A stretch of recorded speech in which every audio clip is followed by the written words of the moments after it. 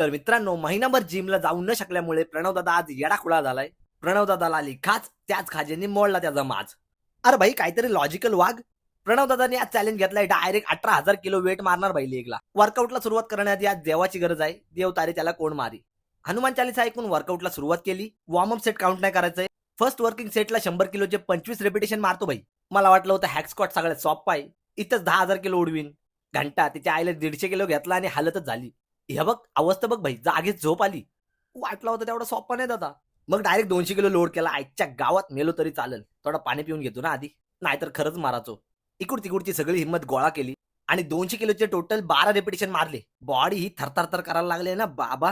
पाय धोप्यात ना वाकतच नव्हता. वाकलो का डायरेक्ट जागेवर पडलोच. ही बघ, ही अवस्था झाली होती. त्या आईला खाज होती ना तुला, मोठा 18,000 किलो मारायला चाललाय. घे बनव अजून कंटेंट, भीक माग्या.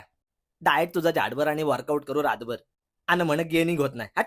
आतापर्यंत 6,150 किलो आपण उचलला होता, अजून 12,000 बाकी आहे भाई. असो, त्यात हे एक वेगळंच दुःख, इकडचा वेट तिकडे लोड करा.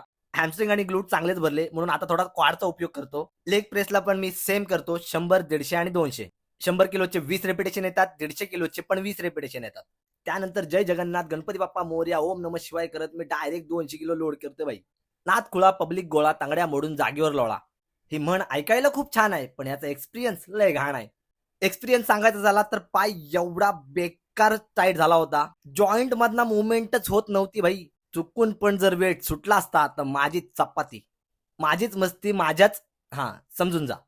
शेवटचा सेट झाल्यानंतर ही हालत बघा. अरे म्हणजे तिच्या आईला माझाच पाय माझ्याच हाताने उचलून बाजूला करायला लागत होता. बेंडच व्हायला नाव नाही घेत भाई. पाय ढोप्याच्या वरती येईतच नाही. माझ्या हार्टबीटचा तर काय नादच नाही. 500 किलोमीटर पर आवरच्या स्पीडने धावते भाई. आतापर्यंत आपण ऑलमोस्ट 13,000 लिफ्ट केलंय. पाणी पिऊन तर भाई वेगळीच हालत झालेली. एवढ्या वेळात 3-4 वेळा तरी वॉशरूमला नक्कीच गेलो असेल, कारण भाई दम पण एवढा लागत होता, डायरेक्ट घासा कोरडाच. पाणी प्यायल्याशिवाय राहूच शकत नव्हतो. आता राहिलेले 5,000 कंप्लीट करण्यासाठी मी जातो लेग कर्ल मारायला. लेग प्रेस मारून क्वाड भरले होते म्हणून मी आता हॅमस्ट्रिंग मारतोय परत.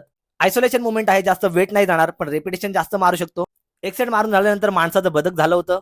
चाल बघा आपली, तुमक तुमक जानी ये दे नाल. तिसऱ्या सेट नंतर जागेच थापकनी पडलो. कोणतरी उचला भाई.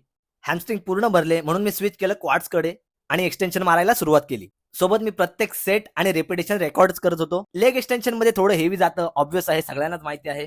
त्यामुळे एंड आफ्टर एक्सटेन्शन मी कंप्लीट करतो 17,050 किलो.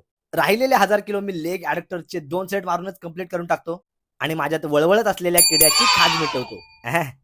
चॅलेंज कंप्लीट केल्यावर भाईचं माज बघ बाबा. भाई तुम्हाला मी पोजिंग नंतर दाखवतो, आधी मला इथनं उचलून कोणतरी घरी सोडून या.